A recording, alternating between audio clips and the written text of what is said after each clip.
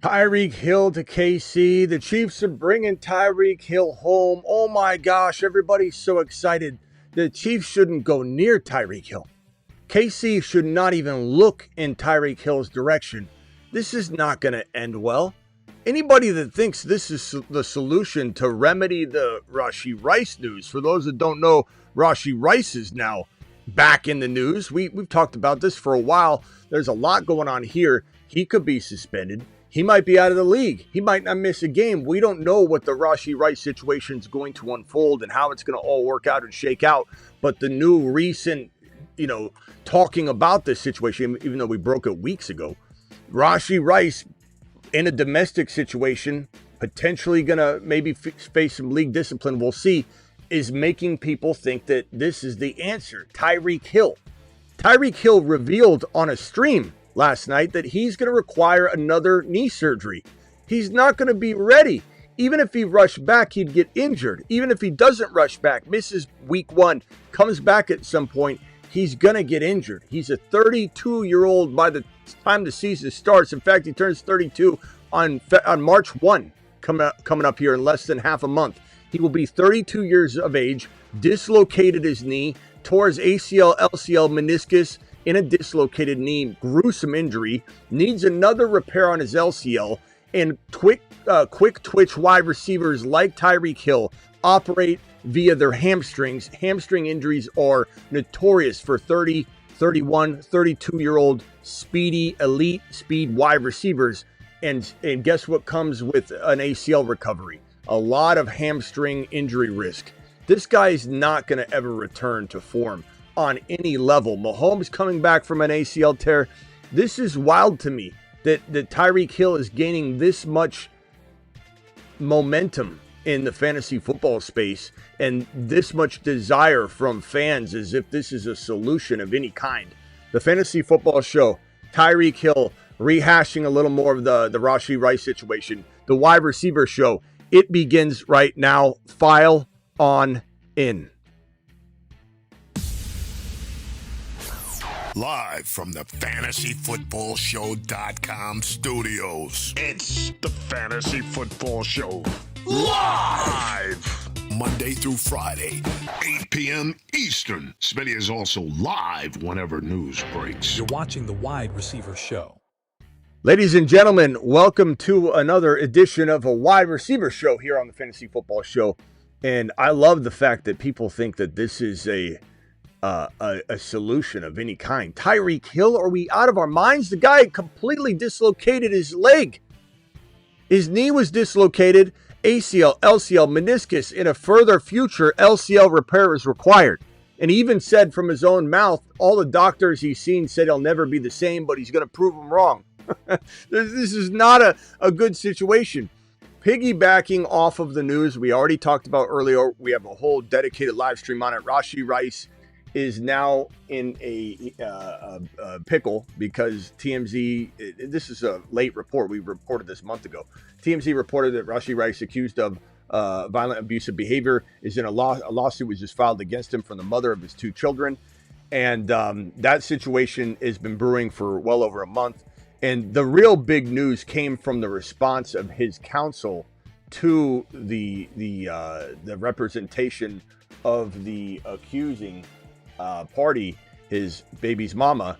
And this is what Tyreek Hill's legal team posted. On October 9, 2025, well after the party's relationship had ended, Ms. Jones stated under penalty of perjury in a sworn affidavit for non-prosecution that Mr. Rice and I, this is from Mrs. Jones, the accusing party, Mr. Rice and I had a verbal argument, but he did not strike me. We will allow the legal process to run its course and have no further comment at this time. This is very, very big news in that a lot of her argument and the lawsuit is resulting from hands being laid on the accuser. So this is kind of not good news for Mrs. Jones in that case. Not to say that the NFL isn't going to be firm and upset and have a heavy hand with a player in Rashi Rice that was told, you got to keep your head on straight. You better not get into any more trouble. And what's Rice doing? I mean, how much of it was before that conversation was had with the commissioner? But this man is on probation for 5 years. He's also just got slapped with a 6-game suspension. So it's not like this whole talk of, oh, he'll skate by, slap on the wrist. No, the guy just got 6 games. Everybody thought it could be 4 or 5. Even I thought it was going to be a 4-game suspension. There were a lot of people that thought it could be lesser. He got a 6-game suspension. And domestic is a whole different can of worms for the NFL. They'll put you on the commissioner exempt list paid until the legal process works its way out. But this is not like a situation where Kamara fight or Rashi Rice car accident, a lot of issues. They let the legal process play out, not with domestic. The league is very firm on that. So if there is, and the league is doing their own investigation, enough evidence, regardless of how it plays out, the league will put him on the commissioner exempt list paid, and he will not play another football game again until the legal process is played out. If there's evidence that the league believes will make this thing look bad at the end of the day, they will take preemptive action. Now, if the league has looked into it, I'm sure they've already looked into everything, and they find no evidence of any kind, and people can say, oh, it's a cash grab, it's a cash grab. This is, again, the baby's mama. This is the mother of his 2 children. This is not necessarily some person. We don't even know how long they dated. Is it a total cash grab?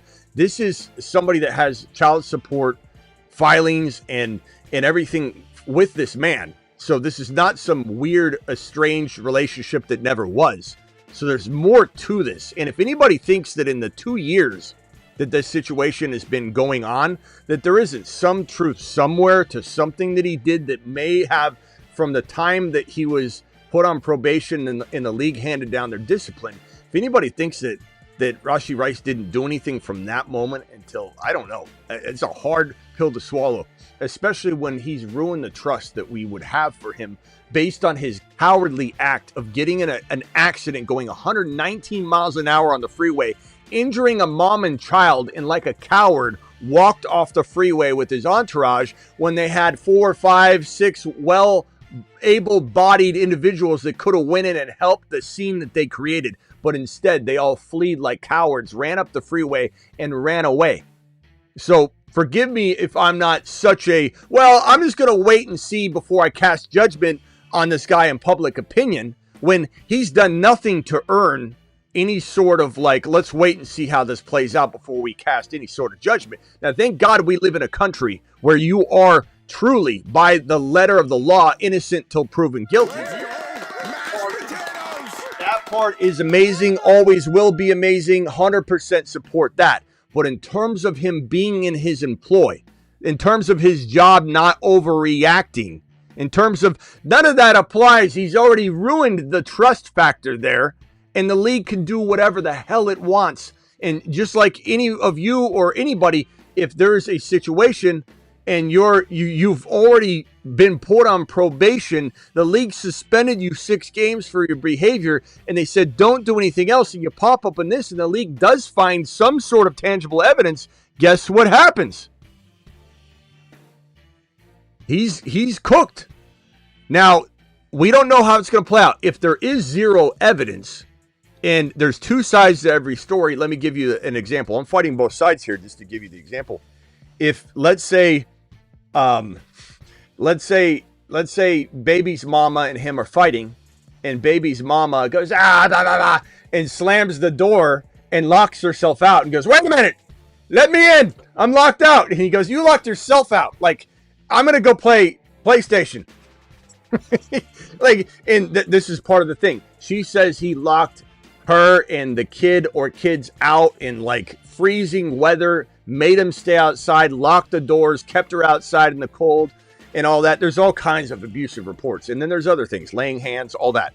But could I see 2 sides to every story? Absolutely. This is a couple. Everybody fights and everybody's story is so bad. You could, if you talk to any party alone, they'll tell you how bad that party is. And you'll be like, oh God, they're scum. Then you go talk to the scum and the scum's like, no, they did this. And you're like, oh, wait, man, they're scum.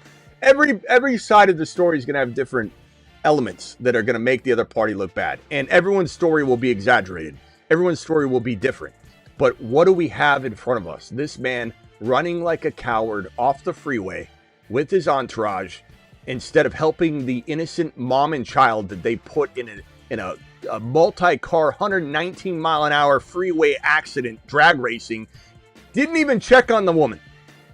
He'd be in prison for a long time had the injuries been life-threatening. If someone had lost their life during this, he wouldn't have skated by on this. The fact that he skated by was because no one was seriously hurt. He got very lucky. This was a serious situation. Full circle to why we're really here, because we already did a whole live stream on this. We're here now to discuss this man, Tyreek Hill, who's now becoming the centerpiece of this entire situation as a savior, a great signing. Bring him home. There was a report this morning that Tyreek was spending time in Kansas City, that they were going to bring him in, talk to him, do all that nonsense. Tyreek Hill is recovering from a catastrophic, career-threatening knee dislocation that tore his ACL, LCL, meniscus, and IT band, if I remember correctly, and we have good information on that. PCL, I don't know the extent of the injury to that, but it potentially could have some PCL injury too. How much other damage is there to all of the surrounding tissues and different aspects of the knee that have so much more involved than that? It's not just that. And this man revealed on a live stream last night, Tyreek Hill, that he requires an additional LCL surgery. He's not going to be ready or near close to the form that these overly optimistic Oscars are thinking. All these Chiefs fans everywhere are like, bring him back home. It's a perfect solution. He's elite. It'll be amazing.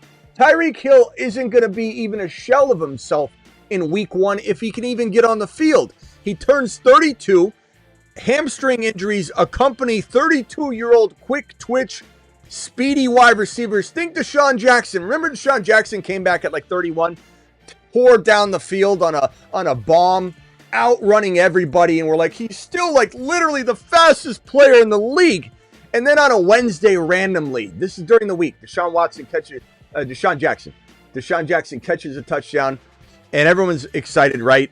And then on Wednesday, there's no injury report. He's not on the injury report. He did amazing. Then on a Wednesday, all of a sudden, he's on the injury report Wednesday with a hamstring soreness. You're like, oh no. Thursday, he's still on it. Friday, out for the year. Out for the year. This man's walking in with a most likely injury to occur for him, given his quick twitch wide receiver speedy capabilities, will be hamstring injuries. You always hear speedy wide receivers, the elite speed quick twitch guys that go 100% with their hamstrings, that their hamstrings get paper thin when they get into their 30s. This man has he's predisposed to having hamstring injuries. ACL recoveries come along with hamstring susceptibility. This man is going to be a walking hamstring injury. A walking hamstring injury. Not to mention he won't have his speed. Not to mention there's reports that he has nerve damage, which is going to completely affect his speed. Not to mention when he was walking for the first time with the crutch, and they showed it, his toe was dragging as he was walking, which shows nerve injury and tissue injury that is hard to ever get back, and it certainly affects speed. This guy's a walking injury. There's no hope here. Not to mention something nobody's talking about. The same allegations being brought up against Rashi Rice right now are also being looked at right now on Tyreek Hill. The same thing. You think, and maybe the Chiefs are dumb enough to do this, but my thinking is, are the Chiefs dumb enough to go down this road with another player in this situation? Tyreek Hill's going through the same exact allegations from his ex that Rashi Rice is being looked at right now for. In the discovery, in the documents of his divorce, his ex was not trying to money grab or out him or publicly shame him or even shed light on it.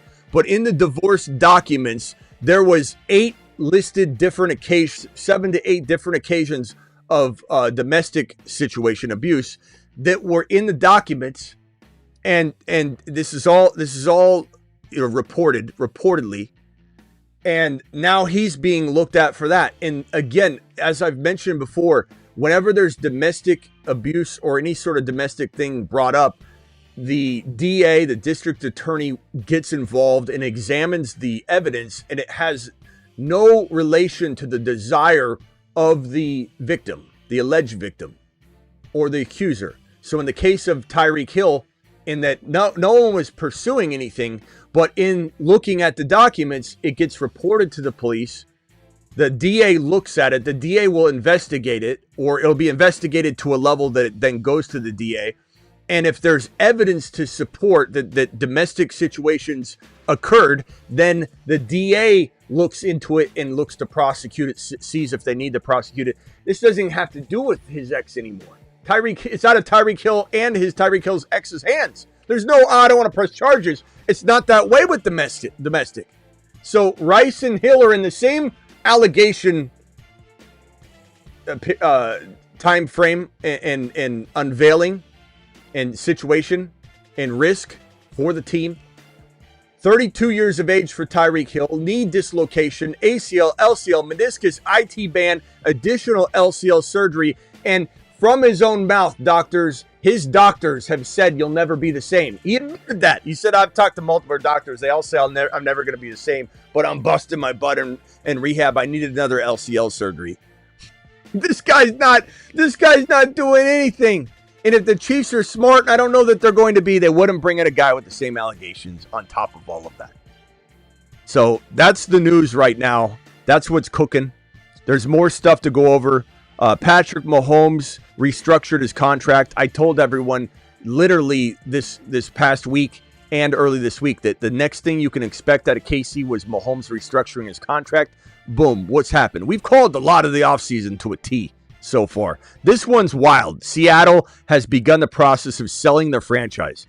That makes sense. You win it. Jeez.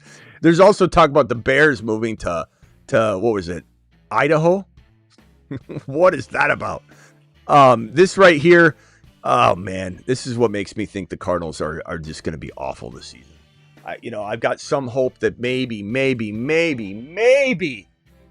head coach Mike LaFleur could potentially calling plays, be something, create something special. But I'm starting to question that because I'm not even hearing Brissett's our starter. I'm not hearing anything like that. Brissett's our starter. We're hearing things like, what are they going to do at quarterback? Why would that even be a question? Am I the only person in the room that doesn't think that imbeciles are talking when someone suggests that the Cardinals starting quarterback isn't Jacoby Brissett? End of story. Am I the only person that lives in bizarro land where that feels moronic? To suggest anything else is moronic. Guy's not a free agent. You're trading Kyler Murray away, and if you don't, you're an inept organization like you've always been in Arizona. And I'm in Arizona, I can say that. It's unreal to me that we're not even having a conversation about Brissett. He's the starter. He was a top 5 quarterback the entire season that he played. What are we doing here? What kind of Mickey Mouse organization is this in Arizona? And on top of that, this coach who I want so badly to like, I'm in Arizona. I'm trying to look at it and make the best of it. I'm trying to sit here and say maybe LaFleur's calling plays, right? So maybe Hackett, this Hackett job hire by LaFleur is an incompetence. But then I read this and I say, you know what? Never mind. I guess LaFleur might be incompetent. And I don't know that there's any hope that this guy's going to do anything. I think he's just going to be a placeholder for a year or two, and then he's gone. Because this man, the verbal diarrhea coming out of his mouth, it doesn't compute with me. He's been very successful. Speaking of Nathaniel Hackett, I wanted him and nobody else, and he's here, says Arizona Cardinal new head coach Mike LaFleur, who just proved that he's on planet Uranus, that he's probably incompetent, that he's probably going to drive not only his career into the ground, but the Arizona Cardinals into the ground. If that is your assessment of Nathaniel Hackett, you don't know ball. You don't know ball at all. And I have no confidence in Mike LaFleur. If he says he's been very successful, that statement's garbage. I wanted him and nobody else. That's wild. That's diabolical. That is garbage. And he's here. Yes, he is. Nathaniel Hackett, one of the worst offensive coordinator or head coaching hires a team could make, period. Nathaniel Hackett, Matt Nagy. I'm beside myself at this thinking. So good luck, Cardinal players. I don't think we want anybody but maybe Michael Wilson at cost, Brissett at cost, just in hopes that this goes McBride, obviously. But besides that, I don't think I can really feel good about Benson in the cloudy situation.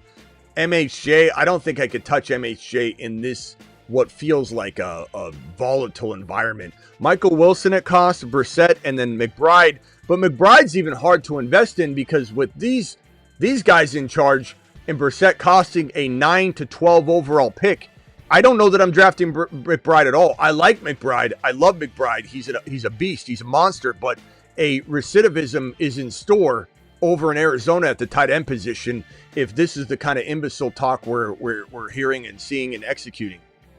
So, insane.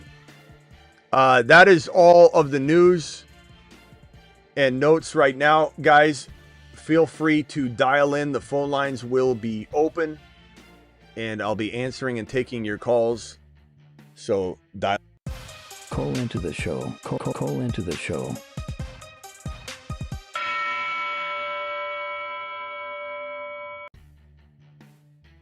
Unreal.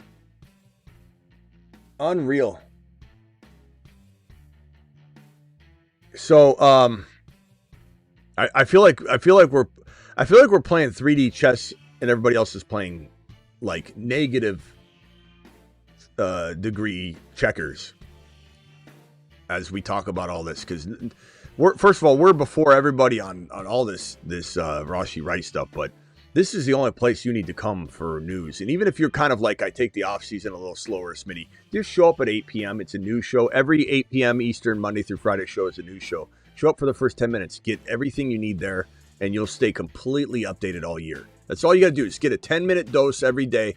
But I don't know why you wouldn't want to stay for the whole show. Phone lines, humor, screaming and yelling, whatever the case may be. BBQ. You got BBQ sitting here. CMC and Kittle at Team USA win while getting ready for $1 Million Man treatment at the house. Ligament repair.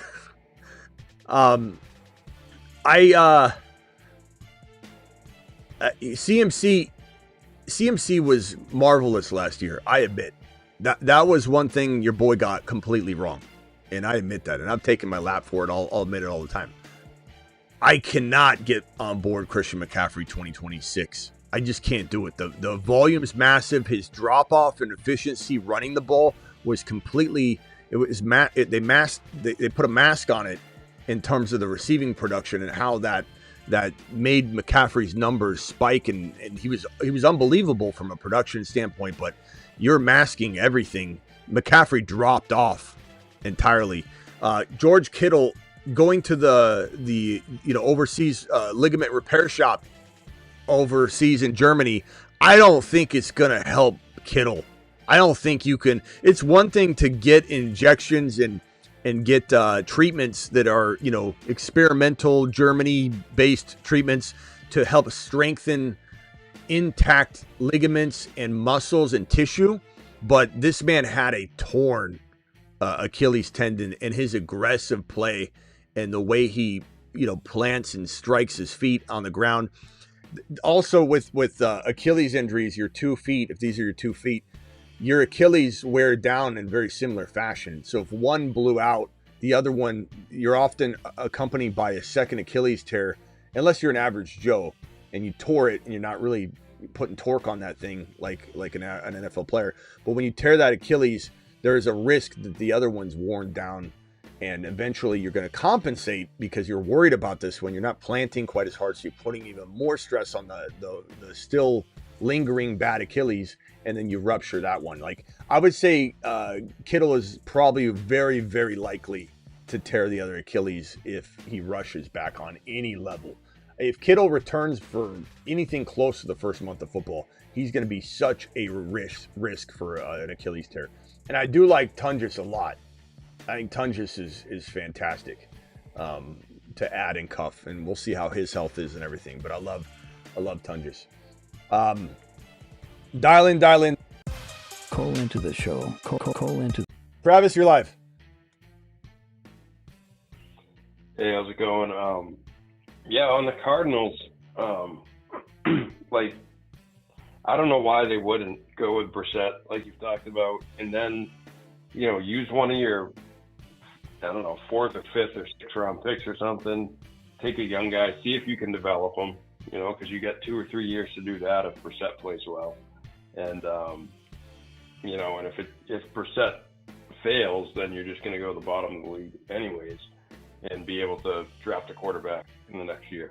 So, yeah, bro, it's crazy. What else would they do? Like, are they going to bring in a Tua or a Malik Willis? Yeah, that's what they're talking. That's what's being kicked. I'm not saying the Cardinals are verbally agreeing with the masses, but every time you turn around, ESPN, anybody of any sort of notoriety is mentioning things like unsure what the Cardinals will do at quarterback this year, or somebody says something like, we really need to know what they're doing at quarterback, and no one is even mentioning Brissett's the starter, we think, but we got to make sure it's confirmed. No one's talking like that at all. I feel like I'm in a bizarro world. I feel like I'm the only one even mentioning it too, because everyone's talking about Aaron Rodgers. They could bring in Aaron Rodgers. They could bring. What are we talking about here? This guy was a top 5 quarterback the entire time he played last year. What are we talking about? I don't understand where everyone's mind is at. And not to mention the Cardinals aren't exactly tipping their hand to what they're leaning toward, but it doesn't feel like they're leaning toward Brissett at this current moment. And now we'll wait and see what they say, but it feels like it's, and part of it could be like if I was the head coach of the Arizona Cardinals right now, I guess I would too, being a little coy, because if the moment you say you're starting Brissett, that moment Kyler Murray's trade value goes down because people know you're not starting him. So that could be part of why they're doing it. But so I would understand that if the Cardinals come out and suggest that, then I'll have respect for it. And that's why you don't hear me blasting the Cardinals as much as I'm blasting the rest of the analyzing world. Like all the pundits and talking heads and ESPN and everybody that don't need to come with that kind of coyness to the situation, if that's even a word. They're literally just speaking like morons, as if they don't know what what time it is. They're like, yeah, Aaron Rodgers really would be a good fit in Arizona. Arizona is thinking about trading for Tyler Bagent, who we like for Ben Johnson in Chicago. I think that's a really good fit, and Ben loves him. But are we really talking about an Arizona, a very well-known Arizona beat reporter, I forget his name, John Gandolfo, whatever the hell his name is. He's the one floating that the Cardinals have interest in trading for Tyler Bagent. And it's like, are you kidding me? Are you kidding me? Brissett. Why are we not talking about Brissett? Again, I'll understand if the Cardinals were being coy to get rid of Kyler. It makes sense. The moment they drafted Kyler, remember that when Kingsbury came in and this is why I will always respect Kingsbury's, boldness. But he comes in and just says, Josh Rosen, forget him. 1 year, I don't want him. I'm drafting Kyler Murray, and immediately replaces Rosen. That was ballsy, and I did like it. I do feel like they missed a step, though, in that diminished the trade value of Rosen, and then they couldn't trade Rosen really for anything. So you have to be careful. You have to try and trade Kyler before you make bold statements about your starter. But I don't hear the Cardinals even talking about Brissett. Like, yeah, we got 2 great quarterbacks. Like, nothing. It's wild to me. Yeah, because any of these options like that you bring in aren't going to be much better. I guess, like, if you really believed in Malik Willis that much, like, okay, we're going to get him and he's going to be a true franchise guy that we build with. I mean, okay, I guess, but I mean, I like Willis a lot, but he hasn't truly proven he's a franchise guy. There's a lot of upside there. He looks good. We think he can go somewhere and do well, but he's got to show he can do it over the course of a full season. He's got to show he can stay healthy over the course of a full season, and I'm not knocking him, but just in terms of, Cardinals, I just don't get, they've almost been gifted the situation where Brissett can hold down the fort for 2 or 3 years. If you have an opportunity to get a franchise guy or you draft someone that you can develop and you like, he's the perfect bridge. And if not, you can go to the bottom of the league. Yeah, Josh Rosen was trash to be honest though. Joe, I don't think your hindsight 2020 goggles are on, because regardless of what, and I didn't like him, but that was ballsy. I don't know what you're talking about. You're remembering in a totally different way. That was a ballsy move because he had only played one season. And what pick was he? 1, 2, 3? What pick 10. was he? 10? He was number 10 overall, bro. And back then, that was like he was drafted to be a star. I didn't like the pick. I didn't believe in him. But you don't say, oh, they gave up on him after they drafted him 10 overall. They gave up on him after 1 year. Don't act like that isn't ballsy as hell. You're talking from a hindsight 50-50 lens. And he was, he had 11 touchdowns, 14 interceptions. He wasn't good his first year, but the team wasn't good either. Yeah, and rookie he was considered to be like right, and he was considered to be like the most quote unquote pro ready guy coming out. Yeah. So it's like, it wasn't like he was trash from the start. It was very ballsy out of the draft, but yeah, it was one of the more, because Kyler. Think back on Kyler too. Kyler Murray was drafted 10th overall by the Oakland Athletics, was going to play baseball, and the Athletics said, okay, we'll let you play your last year of football. He went and lit the world on fire with football, jumped up to that first pick, and decided to go with football. So it's like he was only a year separated from saying, I'm just going to go and have, play football and then go right to the Major League Baseball, So it wasn't as clear of a situation. Regardless of all that, Kyler should be traded. There's going to be some interest. Yep. The Vikings are going to show interest. There's definitely going to be some interest for Kyler. Kyler's a real good quarterback for certain teams that need something. I'm not saying I want him in Arizona. He's failed in Arizona. He needs a new change of scenery. He needs a new coach. He needs a new everything. And there's upside with a guy like O'Connell who could potentially sculpt him and mold him and turn him into his new Darnold or Kirk Cousins or whatever. I'm not saying it'll work. I'm just saying it's a real decent bet for the right situation. And we're literally 2 years removed from everyone and their mother thinking that Kyler was going to be a top 5 NFL and fantasy quarterback. So as much as I'm a big Kyler hater, and I truly am, because I did live stream after live stream about how the Cardinals should not give him an extension. He just was not a good fit. I don't personally like him. I don't think he wins games, big games. I don't think he takes the Cardinals or anyone to a championship game or even even into like a divisional round win or anything like that.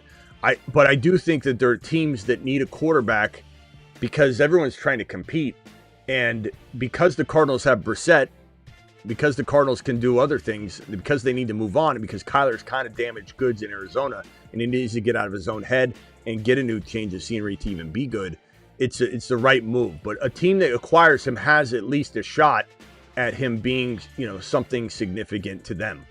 So whether it's Minnesota or whether it's Pittsburgh or, whatever, it will be intriguing to see him go somewhere and potentially try and revive his career. I just don't think he'll ever be elite, but he's certainly one of the better top 15 quarterbacks in the league.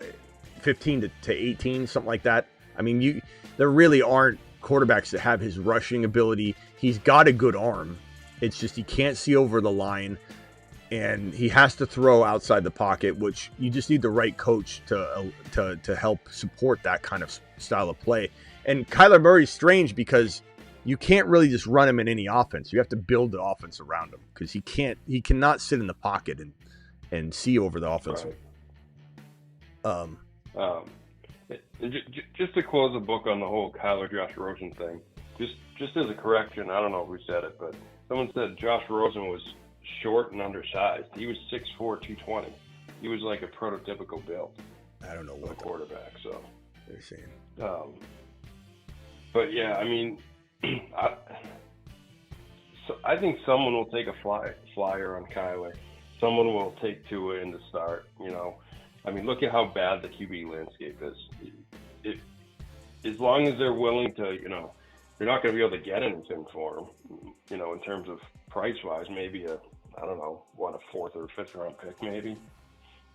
I don't know what it's going to look like, but if they commit to Brissett, it's less. So that's probably why they're being coy. But I mean, there's a chance the Cardinals' new staff wants Kyler. I mean, it's hard to say. I don't really know. We haven't really got a good vibe on that.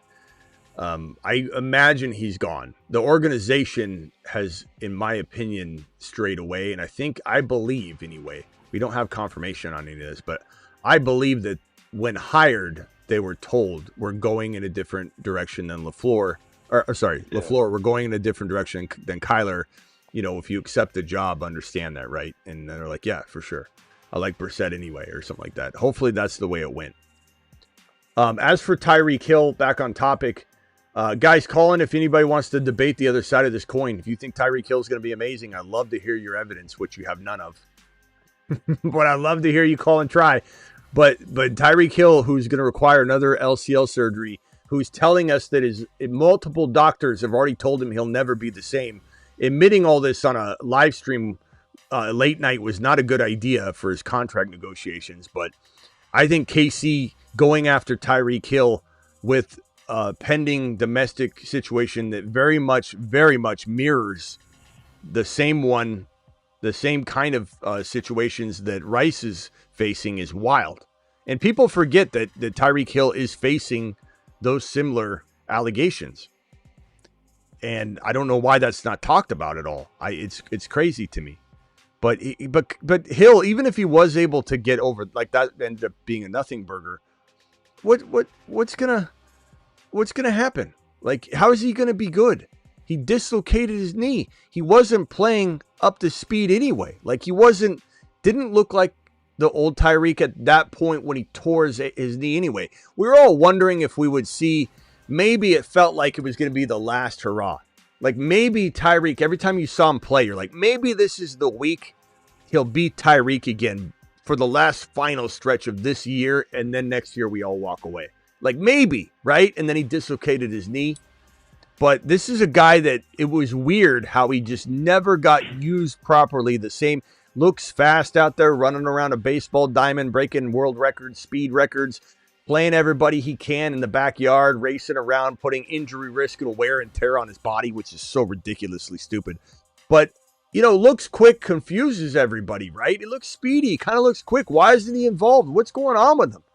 But there's a lot of concern that he was never going to be the same anyway before he dislocated his knee and tore his LCL, ACL, meniscus.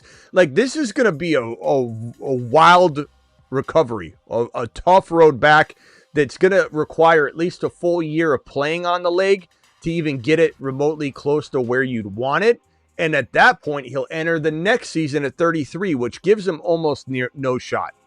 Because if he had maybe done this a year prior and then he entered his 32-year-old season like he is right now, with the 1 year under his belt coming back from the injury, maybe. But he's going to be 33 years old the next year.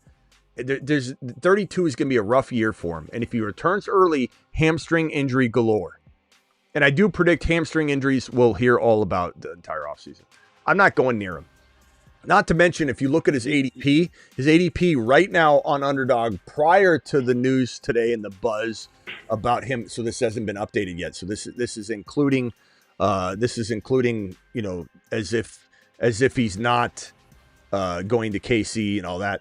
It was like 11, 12, 13-ish, right, Travis? That's where it was? Somewhere in there. I think 12. I think like end of the 12, something like that. 143, I think it was. So his ADP is 143. Okay, so like 143. There's probably no chance it remains in the single digits Like immediately it's going to jump into the single digits, is what I'm trying to say. If he does get signed by the KC Chiefs. So if he goes to the Chiefs and he signs, he immediately goes into the 9-8 territory.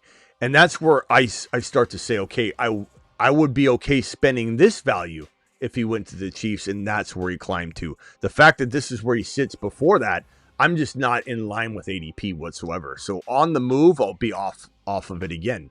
There's no, you start talking about Michael Wilson in like round 7, 8 or something. You're talking about Patrick Mahomes. You're going to have to draft Tyreek Hill ahead of some of those guys. And that's not anything you need to go near whatsoever. That's nonsense.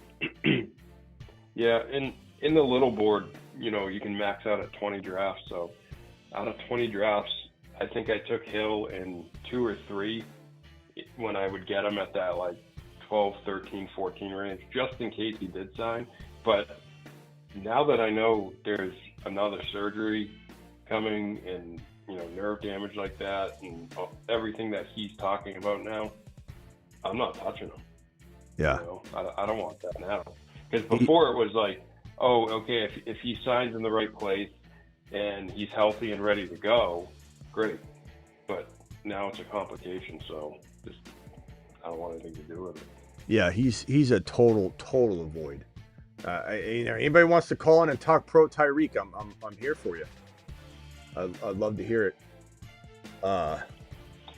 It's a leg injury to someone who relies on pure athleticism, because he was never a guy that was like, oh, I'm going to, route you up out of the slot type of guy.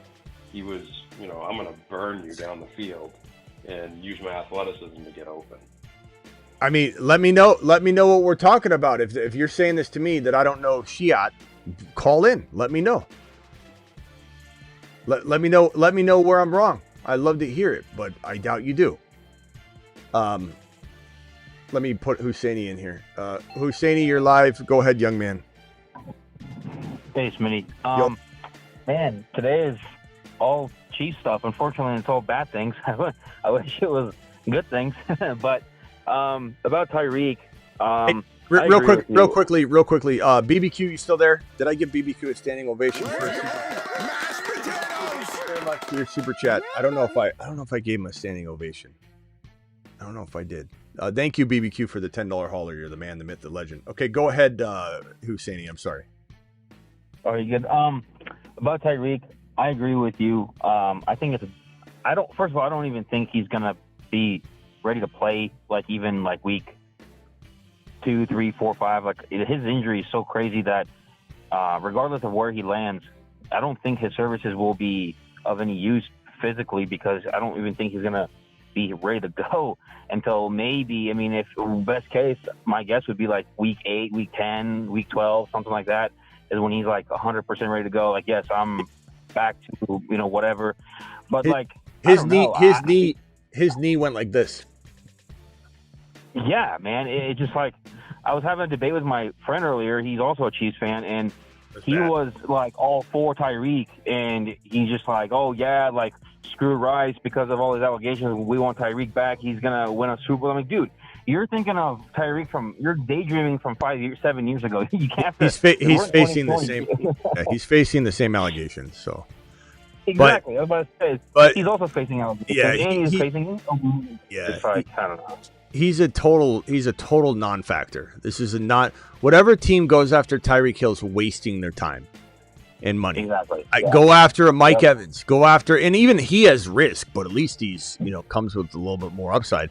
Go after a Romeo Doubs. Romeo Doubs would be better than Tyreek Hill. That would be Alec Pierce would be light years ahead of Tyreek Hill for this. I was just about to say that. Yeah. Yeah, I agree. I think that if any team, regardless of the Chiefs or whoever, if you're looking for a guy like Tyreek Hill in terms of I need someone really fast who can stretch the field, like you said, Alec Pierce is perfect for that, and he's younger, and he doesn't have any monkey business going on off the field where you got to worry about him going to jail or something. He's a good kid that stays out of trouble. So those are the kind of people you would want to go for. I don't understand any GM or coach who would be like, Tyreek, after everything that happened to him, physically last year, and also he's dealing with these allegations. Yeah, let's go ahead and pay him what let's go ahead and ask for for him to come here and pay him. That just sounds ludicrous. I don't think anybody would ever dream of doing that. I just the other thing you got to think about too is like, if they're signing Tyreek because they just want Tyreek, then I could understand it happening. But if you're signing Tyreek because you're worried about the allegations against Rice, and Tyreek has the same allegations, that it just doesn't make. They're not doing that. So if they do go after Tyreek, they were going to go after him regardless of the Rice allegations. But so that it's not because of it's not a reaction from the situation. Otherwise, it wouldn't make sense. Like, let's go get the guy that's going through the same thing. Like, that doesn't. It'd have to be they're not worried about Rice. It has nothing to do with Rice. Because if you're worried about Rice's allegations, you got to be worried about Hill's allegations, because they're going to kind of be. Exactly. Although it depends on the evidence for each of the situations, but all of it's bad. All of it's bad. If you're KC, let's turn over a new leaf. Let's not go after receivers that are going to disappoint.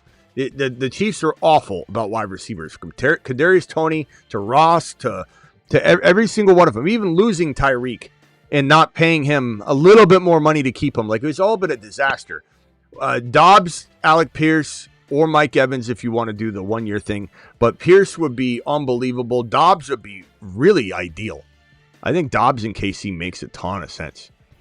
But I would like that, actually. I think he's really underrated, and obviously, I'm not thinking he's going to be some primetime guy, but I also, like you said one time, I remember on a live, you were saying how, I don't know if it was you or Travis, but I remember one of you guys said how we don't truly know Dobbs' true ceiling because in the Packers, it's so crowded and they don't really know what they're doing with receiver-wise. I mean, Golden in the right position could be someone that we, truly don't know because they just don't use him. He's a veteran. They just use him like a gadget guy, but if you put him on with Shanahan or with Ben Johnson or someone, they could really, I think, unlock Golden, for a true guy. So I just feel like anyone in the Packers, as far as strictly receivers, I think that you take them out of there. Even like Jaden Reed, not right now, but like you were saying, like the potential that he could have had. Yeah, it was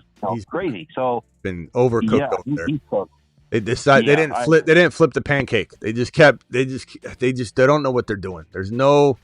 Green Bay is awful with wide receivers, and that was what made me laugh my rear end off when they drafted Matthew Golden, who is so far away from being a first-round wide receiver. And they're like, we're going to go with this one. Yeah, we haven't done this in, 15 years, whatever. Let's go ahead and draft a wide receiver. That's like trying to ask somebody that's impaired to judge if they're impaired while they're impaired. It's like, hey, are you good? It makes no sense. You're going to ask the team that's never drafted a wide receiver to make a judgment call on finally drafting a wide receiver. That was the funniest thing, was when people were like, Smitty, they haven't drafted a wide receiver in over a decade. Don't you think that if they were going to do it, they'd draft the right guy that they really believe in? I'm saying no, this team doesn't know how to do it, so why would you trust them to do it? They should have hired somebody else. They should have hired another team to go in and find out who the best wide receiver prospect was and to bring that person in, because doing this in-house, nobody that has any experience drafting a wide receiver. What do? They go draft the most ridiculous wide receiver that they can, who had no business being in round one. He had the worst round one wide receiver grade, I think, in I don't know how many years. Golden was not it. He's still not it. He's got a lot of upside, but he would have, with the expectation of being like a third-round pick. Like, maybe it could be a good 2 or 3 on a team, like Matthew Golden, little speed, little special teams, whatever. But they signed him or drafted him to be their number 1. It's a disaster. He'll never be an elite wide receiver. He was drafted to be an elite wide receiver. Anyway, I put Tyreek Hill on the free agent board here. He's in the Jennings and Debo and Keenan Allen and Shaheed category. He's not in the Wandell, Dobbs, Pierce, or Evans category. These rookies here are the top 3 rookies. These guys up here are the most likely players to be talked about in trades, whether it's a franchise tag and trade Pickens or probably not going to get traded A.J. Brown. BTJ, very likely to be in conversations, but will a team offer enough? Same thing with Odunze. Odunze feels like the one guy that New England needs, that the Buffalo needs. I mean, you could throw KC around for that, but this is the one guy that I believe if you don't get him out now, he will never be elite. If you get him out now and start watering the plant can survive and excel and flourish. It's a very delicate, it's kind of like a tree. If you get a tree, it doesn't have good light, or it has too much shade, or it doesn't get good water, or it gets overwatered, and it's in a bad yard. It's in bad soil. But it's a good tree. At some point, it's going to take, and it's going to be trash. You couldn't move it if you wanted. You couldn't revive it elsewhere if you wanted. It stops growing. It's trash. Rome Odunze is planting his roots right now in an environment where he's not meant to be, and he'll never be utilized properly. If they don't take him out and plant him somewhere else now in the most ideal of environments, you will lose all of the edge and ability to become an elite wide receiver. It's now or never. I wouldn't even give him another season. If he doesn't get traded this season, Rome Odunze will never be in terms of the abilities that he could have. And so we'll see what happens. I truly love the kid. I think if you put him in Buffalo or New England or LV would be interesting too, but Washington would be great. Washington really good for the long term. McLaurin's got maybe 9 months left. What do you make of the reports that it's more likely that DJ Moore gets moved? Do you think that's just people guessing because he's older? Yeah, that's not coming from Ben Johnson's not said a word. That's what I feel like. That's people just making up stuff, just moving their mouth. Hold on, let me merge Bruce in. Hold on. Bruce, hang tight, mute yourself. I'll be right with you. All right, go ahead, Travis. Yeah. You there? Yeah, go ahead. Yeah, I actually feel like from a roster standpoint, like in a team building standpoint, I'd be keeping DJ Moore just because he's the one consistent factor right now for he's Caleb good Williams. there. He was coming up with big plays. He knows the system. He's a veteran leader. And so you want to develop Loveland and Burden, who are extremely talented, but they still aren't fully developed, you know? Yeah. I think Moore makes more sense. Not to mention, you should be able to get more for Odunze. Yeah, and honestly, because you're never ever going to use Odunze like the value, the cost value. You have a chance to if you're going to only use him, let's call it, you're going to get like 7 or 6.5 out of 10 value out of him, usage, production. You can draft a player that is a lot lesser than Rome Odunze that can still produce what you're asking Rome Odunze to produce and get something a whole lot more in that trade. Whereas if you keep Rome Odunze, it's like keeping a race car that you put a governor on the gas pedal. It goes 200 miles per hour, but you're never allowed to drive it over 120. And you can sit there and say it's such a good race car, but you're never driving it over 120. You might as well buy a race car that drives 120. And then you're getting something by making that swap. So that's the best analogy I have for Odunze. Odunze's never going to get the feature work. It'll be rotational. It'll be Burden before Odunze always. DJ Moore over Odunze at least 50% of the time. And then Loveland maybe over them all, potentially. It just depends on how Caleb progresses too. Caleb is...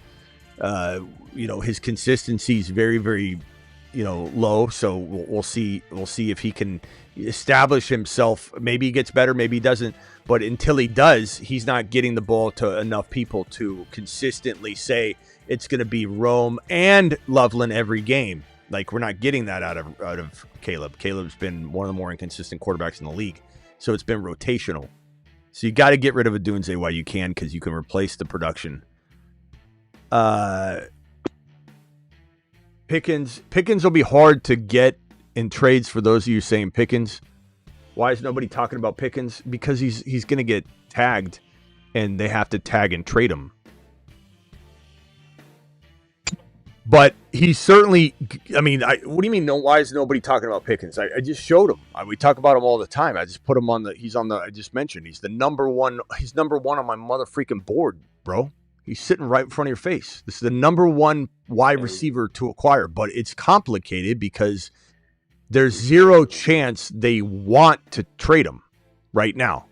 The growing likelihood that he gets traded is that he puts up a fight and a stink, and Jerry doesn't want to pay him top 5 overall wide receiver value. So if that happens, that's going to be a lengthy unraveling. It's not going to be, hey, George, what do you want? Top 5 wide receiver money. Oh, okay. We're at 0% wanting to trade you. Let me flip the switch to 100.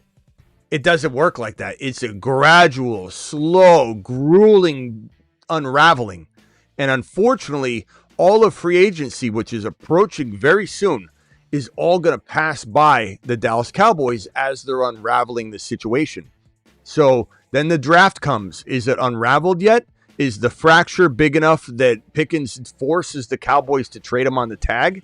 Or does Jerry pay up the top 5 wide receiver money? Does JSN and Puka Nacua both get their extensions before Pickens gets his deal? Because if that happens, then Jerry and Pickens get further apart. The moment, I'm telling you, we call this to a T every offseason. The moment JSN and Puka get their contract extensions and they're a priority for their teams, those teams know what they're doing.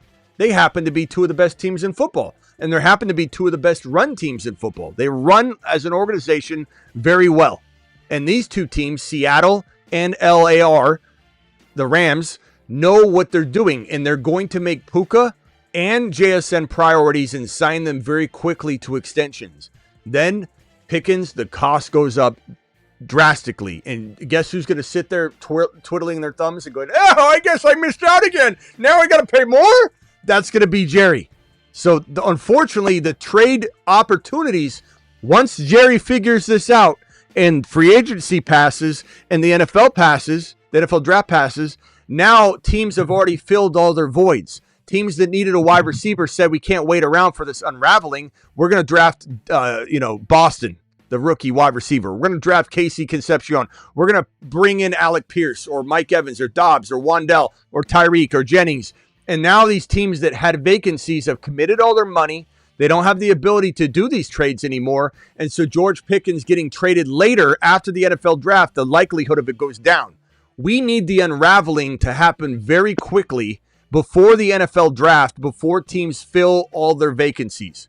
Because the most likely team to trade for Pickens that will also give up the most value to get the deal done might be the team that says, we don't know if that's going to happen. Let's bring Mike Evans in. Now they're off the table. So it's complicated. The longer this situation drags out to get messy, the more likely Pickens can't be traded. But if they decide to trade him before the draft, then it can happen. So the guy who was asking about Pickens, this is his first show, Jock. Oh, okay. Jock Sorry. Tony. Hey, Jack, Just his name found us. is Jock or Jock? Jock, Jock. Jock, Jock, I didn't mean for it to come off like I was screaming at you. This is my resting face. But Jock, this one's for you, pal. Jock found us. Jock's here. Jock's doing it live. Let him cook.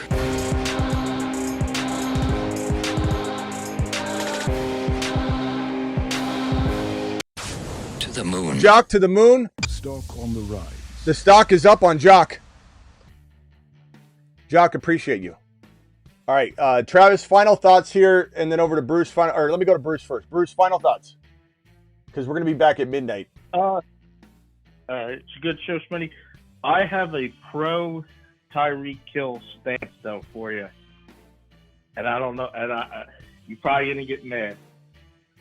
Hold on, let me pull Bruce. Let me pull up the hang up button. We've only hung up on you once before. Go ahead. At his point of entry in a best ball draft, do you think you could say, I think he can get it done 1 to 3 times a week? He can still be that Great old, question. What he was. Great question. Although I did already kind of address that his current ADP is 143.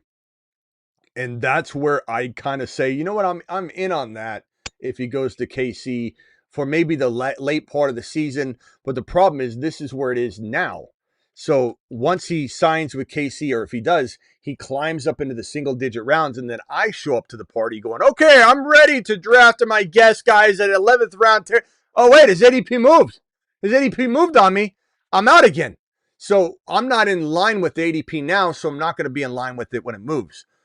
The other thing, too, is even on the spec that he could go to KC, I'm still not drafting him at 143. This would have to be a done deal. He'd have to be deemed to be near ready week 1. Even if he wasn't, then I'm maybe getting something down in weeks 10, 11, 12, 13, 14.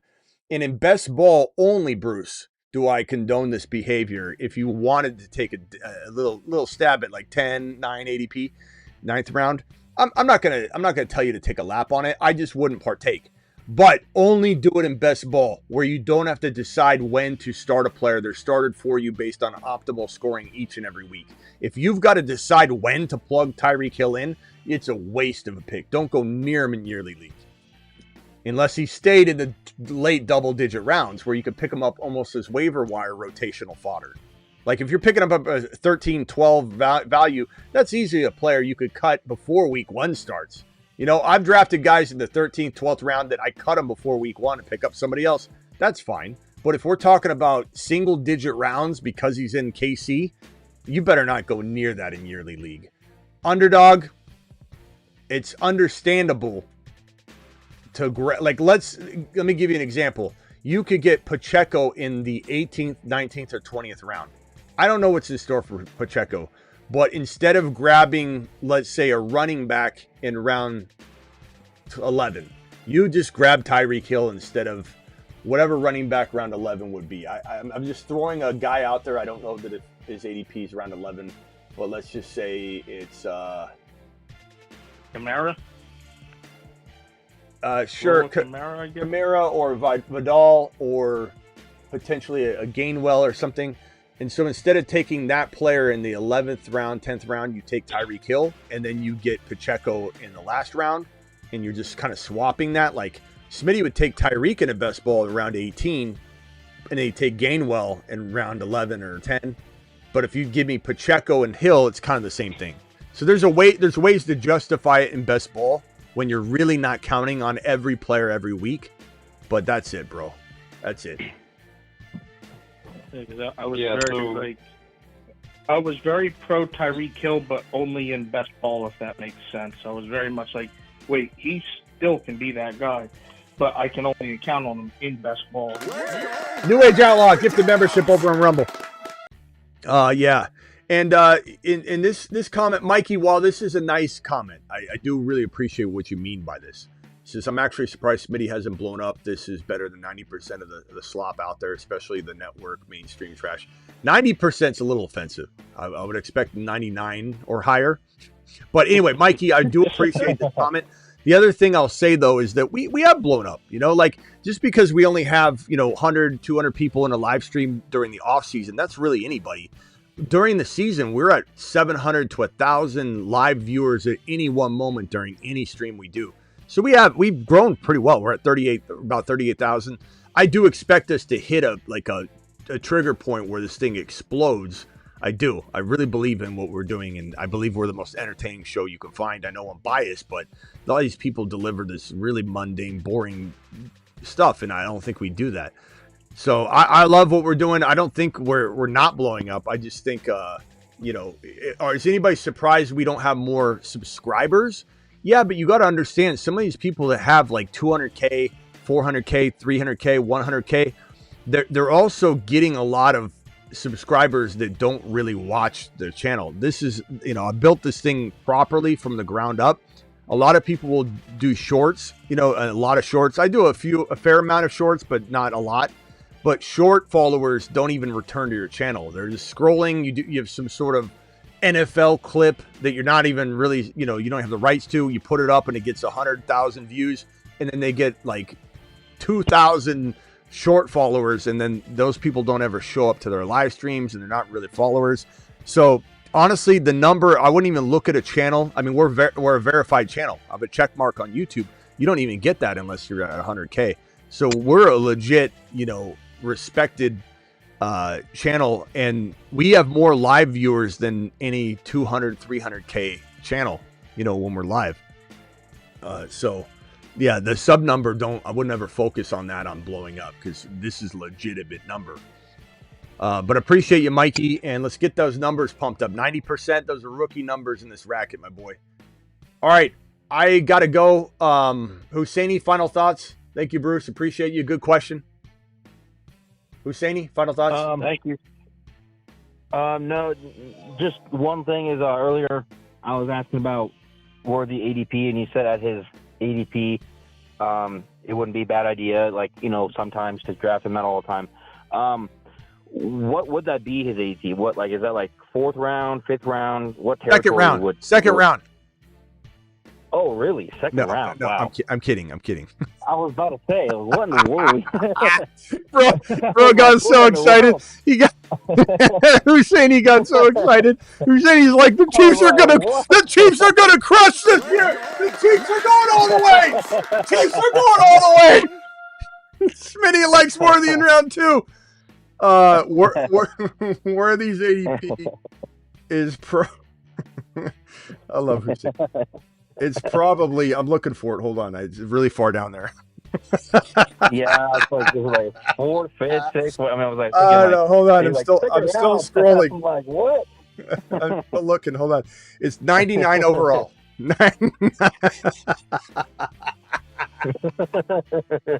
It's 99 overall, which is good value, my boy. That's a real good. What's that put him at? Let me go to a draft real quick to see where 99 falls. Right. I always get it wrong by a round when I get that deep. 99 is middle of round 9. Wow, that's a great value. My boy Husseini. Yeah, it's great. It's great. I mean, that is good value. I'll tell you what, I'm very, very skeptical of redraft consideration. Although I still take him at that value. It's not bad. But knowing when to start him and all that, I don't know until it all shakes out. But from a best ball perspective, he's one of the better 9th round wide receivers you can grab. Because he'll have 5-6 games where he does something. Especially a rushing touchdown game. He'll have 3-4 rushing touchdowns, I think, this year. So he'll be good, bro. Yeah, and I hope he's in the gym, lifting a bunch of weights and doing squats, man. He's so skinny. I hope he's eating steaks and burgers and McDonald's, and not McDonald's, but you know what I'm saying. I hope he's putting some. Yeah, you can eat McDonald's. I hope he's putting that. Pull the Chad Ochocinco. You eat the McDonald's every, But so does the Donald. Donald eats McDonald's every day. He's got a Coca-Cola button too. I need one of those where I can press him and Smitty can bring in a vitamin water. Just have a button. The meatloaf now. We want it now. And a vitamin water now. All right, Husseini, got to go. Appreciate you. Thanks, Smitty. See ya. Later. Poor guy. There was a moment where when I said second round Worthy, he thought he was going to the Super Bowl. He literally, I could see Husseini. He stood up. He's like, second. But 99 is good value. That is really good value for Worthy. That's fantastic. And the buzz about Tyreek Hill, maybe it offsets any potential climb Worthy might have had with the Rice situation today. I think Worthy probably was climbing a round or two, but then maybe that stunted that growth. So, I don't know. All right, Travis, anything else? Think you'll be live at midnight? Oh yeah, I mean I say that with uber confidence now, and then something comes up, but yeah, I should be. Yeah. All right, I have a longer question about another player. Okay, save it for the show tonight.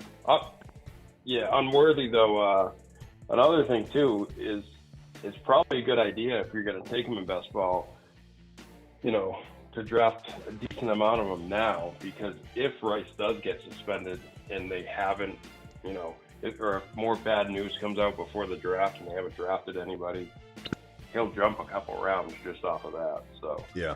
you know, get some. Granted, if they draft the guy at 9, you know, then he'll probably stay there or drop a little. But you know, it's worth it to grab a few shares of him now. Yeah, I like Worthy a lot. Best ball, he's a great grab. He's a great grab. And you know, and Mikey in the chat, he's right. He says he just hasn't progressed like I was assuming, and I agree. But and I think he's got to do something this year, or he gets in that territory of, you know, it'll never happen. But at the same time, he was drafted with the thought that, you know, Rice was going to be there. And how much has him and Rice been on the field together? You know, not a whole ton. He keeps having to be the guy on the field with just him and Kelsey. And, you know, if Rice is there, if they draft another receiver or have a Mike Evans or whatever, his style of play fits a lot better than him having to be the number one. And cost of entry is funny because it's like, like if Rice were to have become the player we hoped he could have become, he'd be going around 4 probably. But the fact that he's going around 9 as a disappointment makes him 0 risk, all upside. So you almost don't even want him to be a top 5. I mean, of course you will for 1 year. Yeah, I mean you would love it. It would win you leagues, but like from a long-term perspective, if he was to linger every year at 99 overall and get you in best ball, 6 total touchdowns, 900 yards, like he's a steal there.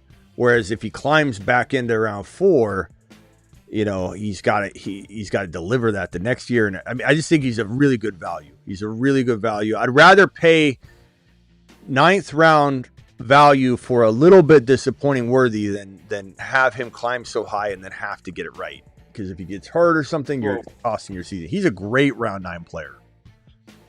And especially like you said, when you look at the guys around him, the 3 guys before him are Diggs, Pittman, DJ Moore. The 3 guys after him are Addison, Denzel Boston, Wan'Dale Robinson. Yeah. So, you know, he fits right into that, and his ceiling can be as high or better than those guys. So, all right. All right. We'll see you at midnight. Talk to you later. Later. All right, guys. I appreciate all of you. Make sure you're subscribed to the Rumble channel. Let me drop the Rumble link. New Age, thank you for the gifted membership. Appreciate you. Thank you all for the memberships. Landman, if you're out there, appreciate you. Grayson, thank you. Health Nature AZ dropped the first tip we've ever had on Rumble. Not Rumble Rants. Rumble Rants are like the super chats, and New Age Outlaw and Landman and Husseini, they're always dropping stuff. And so I appreciate all my super chatters on Rumble. But we've never had a crypto tip until AZ Healing, or Healing Nature AZ dropped one yesterday, which was awesome. So he's the first one ever to do it. And if anybody ever drops a $500 Bitcoin tip through the Rumble wallet, they call it, if anybody ever drops that 500 on there, the Rumble show starts that Monday. The weekly Rumble show starts that Monday, and that person's going to have the show for the whole first month dedicated to them. Put their name on the screen in the top right corner. But until then, if that doesn't happen, at 10,000, and we're at about 4,000 right now on Rumble, we're at 3.94K subscribers on Rumble. If we get to 10K, then the Rumble show starts, unless somebody drops that Rumble wallet crypto tip, which Healing Nature AZ dropped the first. He dropped a $15 Bitcoin tip. It was awesome. It was the first time we ever got to see it happen because I just activated the wallet. Rumble's awesome. So we'll have a Rumble dedicated show that I think YouTube will probably ride the coattails of on that show, just like Rumble rides the coattails of all the YouTube shows. I think it's fair, but it will be a Rumble geared show. It'll be probably, I would imagine, eventually I want to make it Monday through Friday, but at first we'll see. Here's the Rumble link for those of you on YouTube. I think we'll probably start off with 1 day, maybe 2 days, maybe some random days. So, but 1 day a week for sure, and then try to open it up. And I imagine it'll be an afternoon show. We have a lot of night shows. We don't do a lot of consistent, planned afternoon shows. It's always live when news breaks on YouTube. So the Rumble one might be like a noon, 55-minute noon show, or 2 p.m. Eastern, noon my time show might be that Rumble show. So You know, we might even have like landmarks on it towards like on the Rumble show. If we hit a certain goal, that it opens up another day. You know, hit a goal, opens up another. Make it 5 days a week by dropping the Rumble tip. I don't know. We'll figure it out on Rumble. But guys, subscribe to Rumble. It's amazing. Link dropped in the live chat. All my Rumble people, please subscribe to YouTube because YouTube is the bread and butter of the channel, and it ain't going anywhere. The shows aren't getting dialed back. We're live whenever news breaks. Rumblers, there's the YouTube link. Make sure you guys are going and subscribing to both channels. I'll be live at midnight Eastern tonight. I'm live whenever big news breaks. Please check out my sponsors below. MiamiLinks.com is where you can get your bling, your gold chains, your silver chains, your 999 chain. My 999 pure silver chain is arriving, I believe. It's probably going to be this week. Tailbreaker.com, which is, I'm really excited about Tailbreaker. So Miami Links, let me show the Miami Links. We'll have like a player of the week, baller of the week type of thing going on with these brands. But Miami Links, use Smitty 10 to get 10% off a gold chain. But I'm getting into the silver and gold stuff. But the silver 999 gold chain, I'll be getting that in. It's 8mm, custom Cuban, Miami Cuban link chain. That's coming in. I think it'll be next week. I don't know if it'll come in this week. They make them handcrafted, every single one of them by hand in Miami. But Smitty 10 gets you 10% off at Miami Links. So go check that out. And then Tailbreaker, ladies and gentlemen, unbelievable. Tailbreaker is, I think I get this. I think they send me this. I don't know if I'll get it by Friday. I might get it Monday. But this Tailbreaker system, you plug it straight into your tow hitch, and it has these arms that move with these 360 swivel seats on it for camping, ice fishing, tailgating at football games, more importantly than anything for this audience. And then for me, live streaming. I'm going to live stream on the back of my 4Runner with this and create a nice little extravagant, crazy live stream setup. And I'm going to literally just if I got to move it, I got to move it. I'll just go around in parking lots and do live streams. I could go out to like the Cardinal games and stuff, but I hate crowds. I probably won't do that. I'll probably just live stream at night with this thing and go out and about. Check it out at tailbreaker.com. In fact, the first person that buys a Tailbreaker using, I don't know if code Smitty, I think Smitty 10 gets you 10%, or what would it be? I got to find out what the code is. Let me see if I can find the code real quick. But the first person to buy a Tailbreaker, I will put in the league, the Wild Wild West League, which we're gonna draft really soon. The Wild Wild West is a wild league, and we drafted at, I think it was week 4, so we could see everything play out for 2 or 3 weeks, and then we drafted the Wild Wild West League. So it's always going to do something wild each year. This year we're going to draft, I think, in March or April. And draft the redraft. It's a redraft. It's not dynasty. We're going to draft in March or April because it's wild. It's a Wild Wild West draft. So the first person to buy a Tailbreaker, and if 2 of you do it, I'll put you both in. First person to buy it is gonna be in that league automatically. Let me see if I can find the code, the discount code. I think the code is. Let me see if I can find it. It's possible. I don't know if I have the code active yet. Let me see if it isn't. Okay. TB tail, or no, hold on. You might have to email them. If you email them and say, "Hey, I'm purchasing. I saw the thing on Smitty's show, but I don't think he has the promo code set up. Can you give me a code for whatever it is? If it's Smitty 10, you could try Smitty 10." But you could always email them and they'll put a discount on there for you. But first person to purchase one of these is in the league. All right, guys, I'll see you all at 8 p.m. Eastern. Live Monday through Friday, 8 p.m. Eastern. Live whenever news breaks. Check out gunner.com as well. Code Smitty gets 15% off. And, of course, Underdog promo code Smitty. If you want to draft with us, a lot of Midnight Sweet draft, use code Smitty, the link in the description, and play an Underdog 2026 fantasy football drafts are already up. The big board's $10. First place gets $200K. See you at midnight. Thank you to my super chatters. Thank you, BBQ, for the $10 super chat. BBQ, you out there?